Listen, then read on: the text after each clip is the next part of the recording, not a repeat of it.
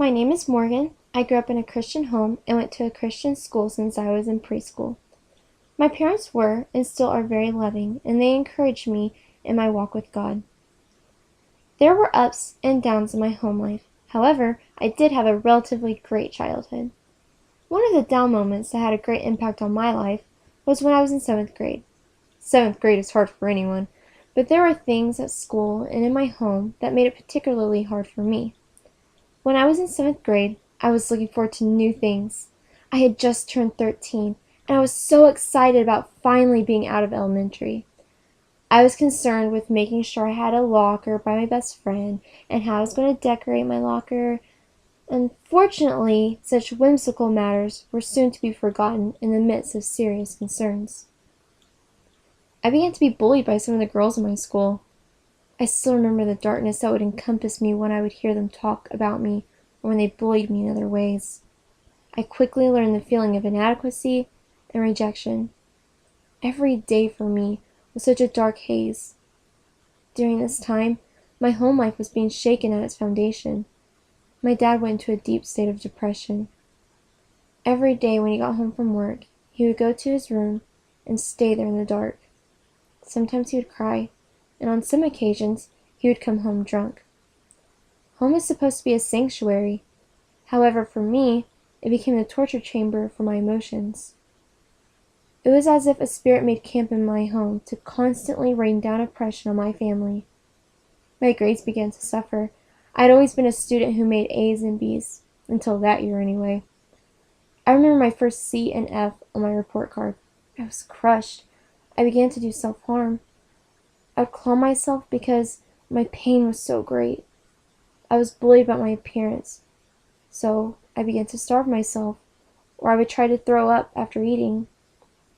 I wore all black almost every day. I was crying out for someone to see my pain and help me. I even thought of killing myself. I just didn't want the burden and pain anymore. Every night I would go home and go to my room. I would sit in front of my wooden door and cry, cry, cry. I would pray. I asked God, why? Why is this happening to me? Help me. Heal my family. Heal me. Nothing happened. I began to ponder turning to Satanism or just being an atheist. I hadn't felt the love of God from anyone in so long. He wasn't there for me. He abandoned me. Or so I thought. One day, my cousin Ariel came to my house. I always loved seeing her. She always put a smile on my face, and I needed it, especially during that time. It was the week of New Year's. We were outside. It wasn't too cold, but pretty dry. I remember it so well. She was about to leave when she suddenly asked me if I would come to a youth group New Year's Eve party. I did not like church, but I loved spending time with her, so I decided to go. I had predetermined in my mind that I would go there with a bad attitude, and a part of me even wanted the church to be destroyed from the inside out. When I stepped in the room where all the youth was, I was immediately overwhelmed. Everyone was so accepting of me. They were all talking to me and making jokes with me even though I was awkwardly shy. The youth pastor, Greg Morrow, especially made a significant impact on me that night by him asking me something so silly. He asked me about some chili cheese dip he made. He held the dip in front of me with the biggest grin on his face. The dip looked like an ugly, off orangish brown with meat bubbling out of it. He asked me if I thought it would be good because the other kids doubted its cheesy, meaty goodness. I don't remember much past that event, but what touched me in that moment was not that he asked me about his slightly greasy dip, but that something about him radiated the love of Christ for everyone God put in his way. Because he lived that way, his youth group also radiated that love to any new person that walked through the door of that church. After that youth event, not much changed in my home or at my school, but something changed in me.